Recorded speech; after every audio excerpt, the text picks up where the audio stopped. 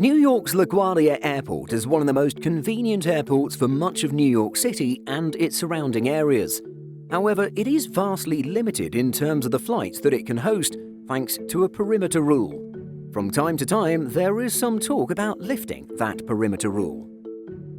What exactly is this perimeter rule, and how would lifting it impact LaGuardia Airport?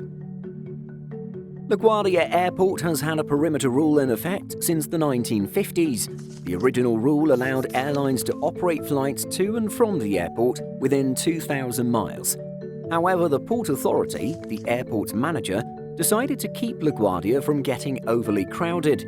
As such, in the 1980s, the perimeter was reduced to cities within 1,500 miles of LaGuardia. The other motive for the perimeter rule was to keep New York John F. Kennedy International Airport, JFK, and Newark Liberty International Airport, BWR, as the main hubs for longer domestic and international travel to and from New York. At the same time, LaGuardia would handle domestic routes closer to and from New York. LaGuardia would essentially take on more of a commuter profile. Even today, it has maintained this profile to a certain extent. But what about other airports? How have they handled changing or easing similar perimeter rules? One of the most famous perimeter rules governs Washington, D.C.'s Reagan National Airport, or DCA. That perimeter rule does not allow airlines to serve airports more than 1,250 miles away. However, the perimeter rule at DCA does have some exceptions. Up to 20 daily round-trip flights are allowed to operate from DCA to airports outside of this perimeter. Some cities that are served outside of that perimeter are transcontinental flights to the West Coast, Salt Lake City, Las Vegas, Denver, Austin, and Puerto Rico. Much like the perimeter rule governing LGA, the one at DCA is designed to funnel more traffic to Dulles International Airport, or IAD, in the Washington area, as well as Baltimore Washington International Thurgood Marshall Airport, BWI. In 2020, the US government looked at some possibilities for lifting the perimeter rule governing DCA. While no stakeholders supported a complete lift of the rule, many did concede that additional flight exceptions could be made. Dallas Love Field, or DAL, in Texas is one rare example of a successful phase-out of a perimeter rule. Originally designed to keep most air traffic at Dallas-Fort Worth International Airport, or DFW, the Wright Amendment of 1979 restricted Love Field operations to destinations in Texas and 4 of its neighboring states: Arkansas, Louisiana, New Mexico, and Oklahoma. After undergoing several revisions and a partial repeal in 2006, the Wright Amendment was fully repealed in 2014. This allowed DAL to gain additional non-stop and one-stop connecting services to destinations like Las Vegas, Washington, D.C., and Chicago. Several more destinations were added afterward, including out to Seattle and New York. Southwest was one of the major catalysts of this growth at DAL. Back to LaGuardia. There are 2 exceptions to the airport's perimeter rule. The first allows flights daily to Denver, which was grandfathered in the 1984 tightening of the perimeter rule. The second is select dispensation for Saturday flights. Saturdays can be lower demand days for air travel, and leisure travelers like to take a Friday to Sunday or Monday travel schedule, while business travelers typically do not fly on the weekend. To keep the airport still running at capacity, airlines can access additional destinations on the weekend. These routes mostly cater to leisure travelers who would be fine delaying their travel plans a day for a non-stop flight.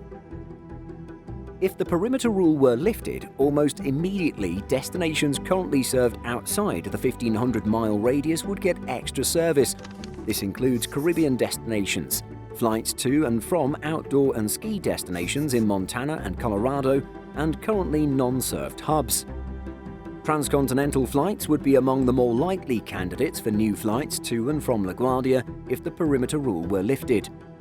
LaGuardia is a small airport, so while wide bodies are unlikely to serve it, larger narrow-body jets like an Airbus A321 or Boeing 737 would be able to be accommodated at the airport. Besides the usual suspects of San Francisco, Los Angeles, and Seattle, additional western destinations like San Diego could end up on the route map to and from LaGuardia. In addition, airline hubs currently not served from LaGuardia, like Salt Lake City and Phoenix, would also be one of the first new additions. However, LaGuardia cannot handle international flights, as it does not have a customs facility. But it can handle flights coming in from an international airport where there is a US border pre-clearance facility, such as Vancouver, Montreal, or Calgary. The airport already handles flights coming from Toronto.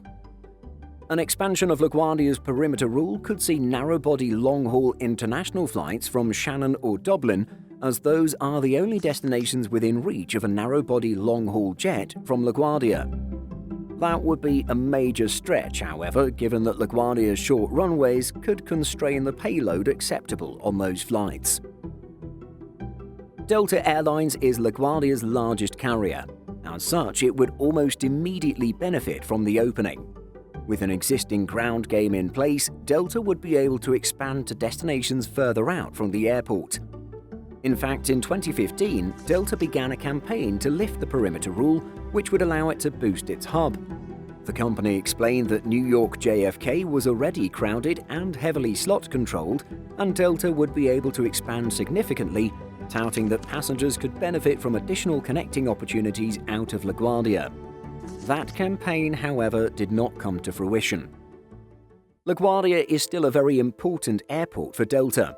The carrier values its slots at the airport so much that it abandoned its joint venture plans with WestJet over the US DOT's mandate to divest slots at the airport if it wanted to continue with joint venture plans. American and JetBlue could also benefit from the lifting of the perimeter rule at LaGuardia. The two carriers recently unveiled a close partnership and expanded service, which could allow both airlines to grow with flights to new destinations.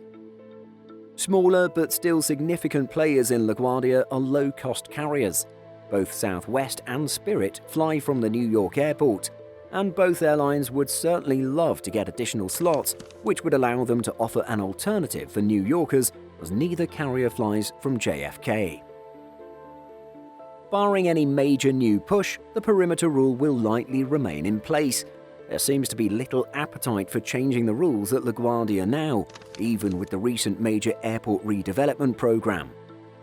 If the perimeter rule at LaGuardia were lifted, it would certainly lead to more flights to destinations farther away from the airport.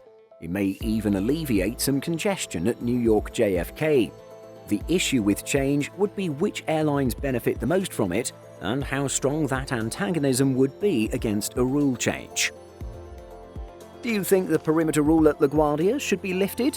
Why or why not? Let us know in the comments. Did you know that we publish over 175 stories every single week on simpleflying.com? Be sure to check the link in the description for more great stories just like this.